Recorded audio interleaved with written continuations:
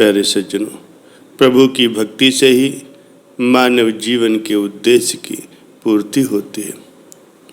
माया में फंसने से मनुष्य का जीवन व्यर्थ हो जाता है।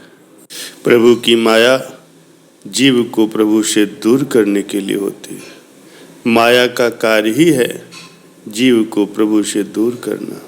वो कभी भी जीव और प्रभु का मिलन नहीं होने देती। माया एक तरह से हमारी परीक्षा लेती है और इस परीक्षा में उत्तीर्ण होने पर ही हम प्रभु तक पहुंच सकते हैं। प्यारे सज्जनों, मनुष्य प्रभु की माया के जाल में फंस करके भक्ति से दूर होता जाता है, क्योंकि ये कलयुग का प्रभाव है। ऐसे में हमें संत महापुरुषों के सत्संग से ज्ञान प्राप्त करना चाहिए और प्रभु के चरणों से जुड़ करके अपने जीवन को सफल बनाना चाहिए। प्यारे सज्जनों, एक बार नारद जी को यह अभिमान हो गया कि उनसे बढ़ करके इस पृथ्वी पर कोई दूसरा भगवान का भक्त नहीं है।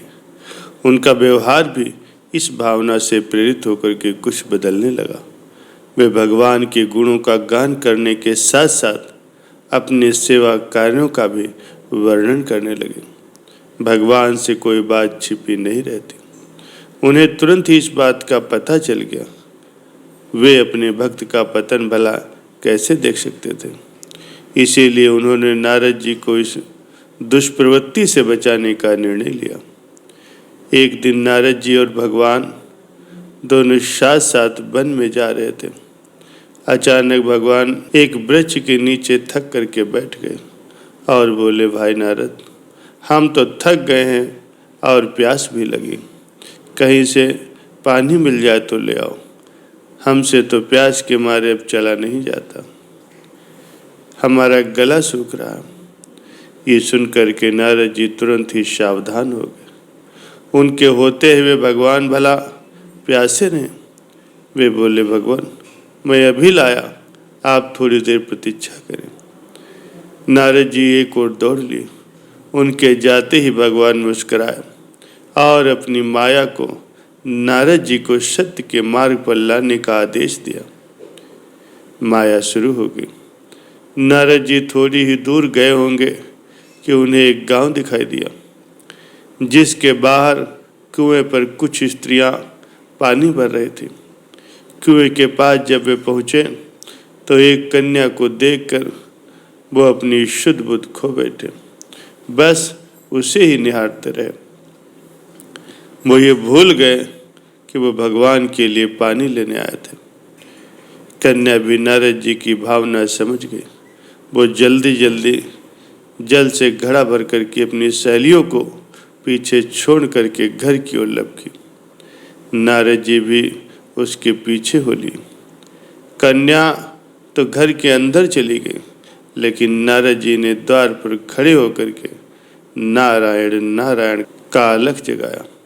गृहस्वामी नारायण का नाम सुनकर के बाहर आया। उसने नारद जी को तुरंत पहचान लिया।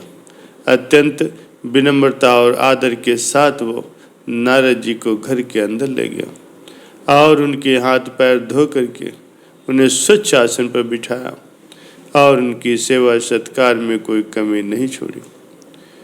उनके आगमन से अपने आप को धन्य बताते हुए गृहस्वामी ने अपने योग्य सेवा के लिए आग्रह किया। नारद जी बोले, आपके घर में जो आपकी एक कन्या है, जो जल का घड़ा भर करके अभी अभी आई है, मैं उससे विवाह करना चाहता हूँ। नारद जी की बात सुनकर के गृहस्वामी एकदम चकित रह गया, लेकिन उसे प्रसन्नता भी हुई कि मेरी कन्या एक ऐसे महान योगी और संत के पास जाएगी। ये सोच करके उसने स्वीकृति प्रदान कर दी और नारद जी को अपने ही घर में रख लिया। 2-4 दिन के पश्चात शुभ मुहूर्त में उसने अपनी कन्या का विवाह नारद जी के साथ कर दिया तथा उन्हें गांव में ही एक धरती का टुकड़ा दिलवा दिया, जिससे वे आराम से अपना और अपने परिवार का पेट भर सकें। अब नारद जी की वीणा एक खूंटी पर टंगी रहती, जिसकी ओर उनका ध्यान बहुत कम जाता। अपनी पत्नी के आगे वे नारायण को भूल गए। दिन भर खेती में लगे रहते, कभी हल चलाते, कभी पानी देते, कभी बीज बोते तो कभी निराई गुड़ाई करते। जैसे जैसे पौधे बढ़ते उनकी प्रसन्नता का पारावार न रहता। फसलें हर वर्ष पकती कटती और अनाज से उनके कोठार भर जाते। नारद जी गांव के एक संपन्न किसान माने जाने लगे। वर्ष दर वर्ष बीतते गए और नारद जी की गृहस्थी भी बढ़ती गई। 3-4 लड़के और लड़कियां भी हो गई।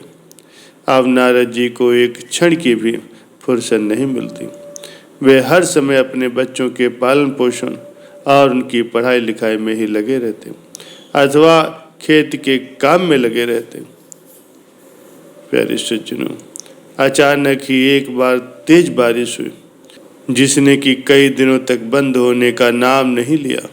बादलों की गरज और बिजली की कड़क ने सबके हृदय में भय उत्पन्न कर दिया। मूसलाधार वर्षा ने गांव के पास बहने वाली नदी में बाढ़ की स्थिति पैदा कर दी। चारों ओर पानी ही पानी फैला था। कच्चे पक्के सभी मकान ढहने लगे।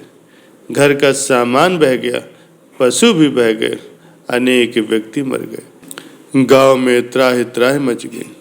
अब नारद जी क्या करें? उन्होंने भी घर में जो थोड़ा बहुत कीमती सामान बचा था उसकी गठरी बांधी और अपनी पत्नी तथा बच्चों को लेकर के जान बचाने के लिए वे पानी में से होते हुए बाहर निकलने लगे। नारद जी बगल में गठरी थामे थे। एक हाथ में एक बच्चे को पकड़े थे और दूसरे हाथ से अपनी पत्नी को संभाले हुए थे। पत्नी भी एक बच्चे को गोद में लिए थी और एक बच्चे का हाथ पकड़े धीरे धीरे आगे बढ़ रही थी। पानी का बहाव अत्यंत ही तेज था और ये भी पता नहीं चल रहा था कि कहाँ पर गड्ढा है और कहाँ पर टीला। अचानक ही नारद जी ने ठोकर खाई और जो बगल में गठरी दबी थी वो निकल करके बह गई। नारद जी गठरी कैसे पकड़ते? दोनों हाथ तो उनके पहले से ही गिरे थे। मन महसूस करके सोचा कि चलो कोई बात नहीं, धन फिर कमा लेंगे। कुछ दूर जाने पर पत्नी एक गड्ढे में गिर पड़ी और उसके गोद का जो बच्चा था वो छूट करके बह गया। पत्नी बहुत रोई, लेकिन क्या हो सकता था। धीरे धीरे 2 बच्चे और पानी में बह गए। उन्होंने बहुत कोशिश की उन्हें बचाने की, लेकिन कुछ न हो सका। दोनों पति पत्नी बड़े दुखी हुए, रोते रहे, कलपते रहे और एक दूसरे को सांत्वना देते हुए कई ऊंची जगह ढूंढते रहे। एक जगह आगे चल करके दोनों ही गड्ढे में समा गए। नारद जी तो किसी प्रकार से गड्ढे से बाहर निकल आए, लेकिन उनकी पत्नी का कोई भी अता पता न चला। बहुत देर तक नारद जी उसे इधर उधर दूर दूर तक ढूंढते रहे, लेकिन सब व्यर्थ रहा। रोते पीटते उनका बुरा हाल था। हृदय पत्नी और बच्चों को याद करके फटा जा रहा था। उनकी सारी गृहस्थी उजड़ गई थी। बेचारे क्या करें, किसे कोसें, अपने भाग्य को या भगवान को।